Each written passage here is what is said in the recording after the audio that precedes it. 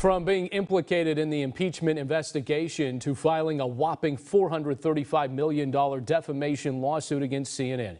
Congressman Devin Nunes has had a week to remember. Question is, will it be one in the end he regrets? So with that, we welcome in our panel for the week. Let's take roll call. KC24 political analyst Jim Veros, the executive editor of the San Joaquin Valley Sun, Alex Tavlian, and District 3 Fresno City Council member Miguel Arias. How are you, gentlemen? Good. All right, so we expect to have some fireworks in this one because we saw them on Capitol Hill all week. Jim, I'm going to start with you. You're fresh off a vacation, so I'm sure you're ready. You heard from former federal judge Oliver Wanger here, right? Right. But did Congressman Devin Nunes get in too deep here? No, I think that when it comes to Congressman Nunes, he's definitely going to be judged by the company that he keeps, and he knows that. So this isn't a new thing for him. I mean, when he decided to be part of the transition team, and then obviously he's at the president's side, he knows what comes along with this. So in regards to the ongoings of investigations and whatnot, this is when he was chairman and now obviously vice chairman.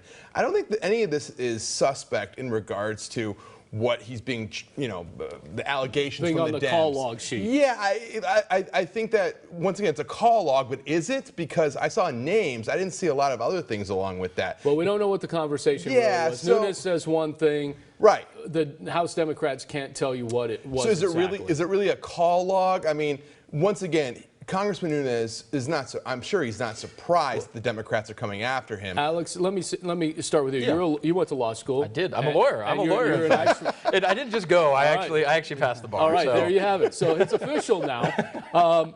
And there's been a lot of people on TV that said, hey, he should have recused himself as being the high-ranking member of the Republican Party during the impeachment inquiry that we saw play out on Capitol Hill and those hearings. Do you agree with that? I absolutely disagree. And the reason why is that's the whole point of the press from CNN, the push and the story.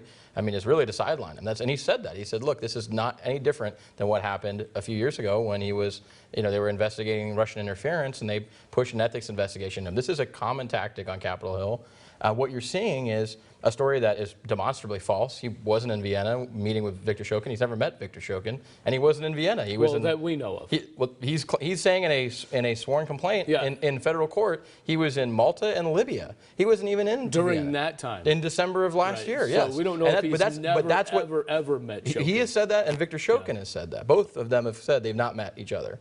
More importantly, as Jim mentioned, we have a call log that just has names. We don't know what the phone numbers are. Well, that's important. Miguel, I want to come to you. Obviously, 2020 is coming up because does this put Nunes almost back into the spotlight, and maybe this almost helps him propel yet another term in Congress, or you think this is the end of the road?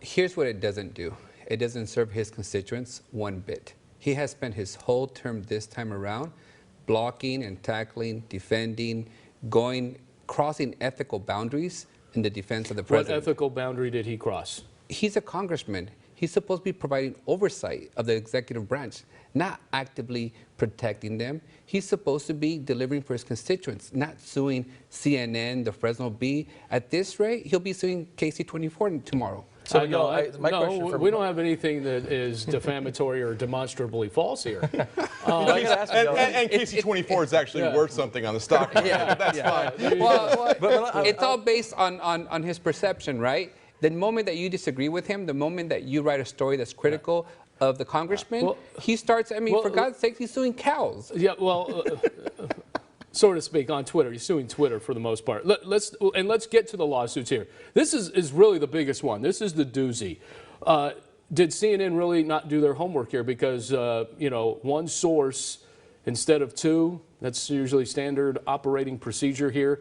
Alex, I'll come to you because in the world of journalism, you're an editor for, executive editor for the San Joaquin Valley Sun. But what's important here, I think, to note is you've got one source on this story. You have one source that this reporter has written a story about where they have been indicted for lying to federal officials. So to start, you have a source that you probably should question and you probably should verify. And so that's the issue that Congressman Nunes has raised in his complaint is they had a notice that this guy may not be reliable on his own. And Miguel, I'll come to you on this because there's a lot of times that you have called some reporters in this market, hey, let's make sure we get the story right at City Hall. Right? Absolutely. But you know what we don't do? We don't sue them because they write a story that's critical against anybody.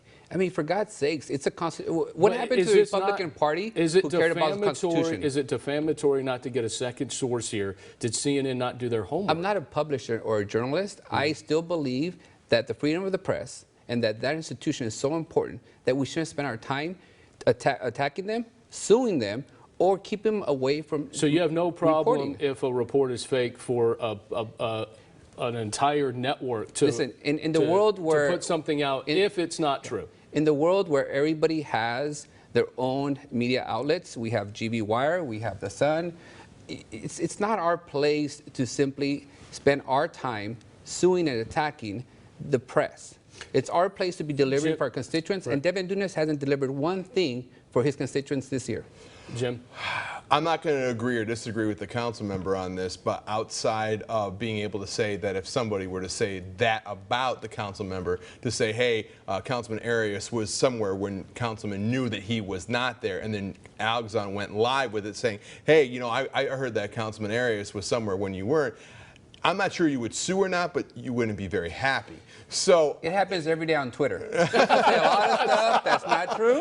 Right. And guess what? You don't spend your time suing that fake account. But the constituents know who Congressman Nunes is, and we went through that. We go through that every 2 years. So if the constituents are that upset about it, there's a nice thing called an election coming up. So if they're really that upset about it, they'll speak. All right, I want to finish with this real quick. We only got about a minute or so here. Lots of fireworks on Capitol Hill. We heard from the 4 scholars, 3 of them, that said, yes, President Trump abused his power. One, who is actually a Democrat, Professor Turley, said, hey, look, wafer thin is the evidence here.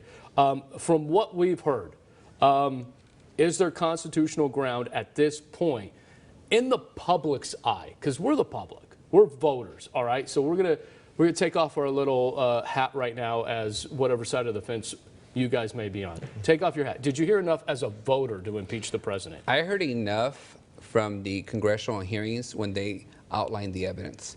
For a sitting president to ask a foreign government who's in the middle of war and needs our aid that the Congress had already authorized, and say, you know what, do me a favor and go launch an investigation against my political opponent.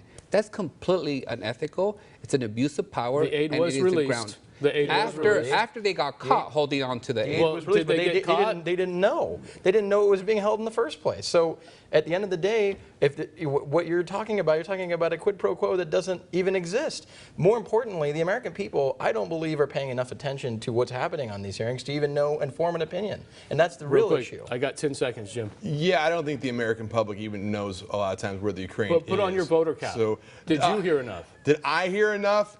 It's close. I mean, once again, just because the Ukraine actually got the aid, you can ask for something; it can still be illegal. So, I mean, it's once again, is it thin? I think it is. It doesn't look good, but we'll see what happens. Look, if anybody in local government would have done that, we would be on the front page, and people would be asking for our heads on a platter, because it's completely a violation of any public trust for you to use your official authority and hold it in order to get something in return. Actually, that's not true. When during the budget hearings this year, Councilman Paul Capriolio was holding hostage funds for downtown Fresno, your own district, and then he capitulated. He capitulated to get bike cops in his district. That's the exact same thing that you're talking about. That's the exact same thing you're talking about, guys. That's a quid pro quo right there. He actually didn't get bike officers, and he wasn't holding that hostage. He was asking relevant questions about why the city should pay additional money towards one area, not another. Well, and there is the difference between either quid pro quo or not. Yeah, so absolutely. I'm sure the voters are paying attention to that. Yeah. The downtown voters were. All right, still to come. Yes, they were. A new water bill being introduced to Congress. Congressman T.J. Cox pushing for cleaner drinking water in rural cities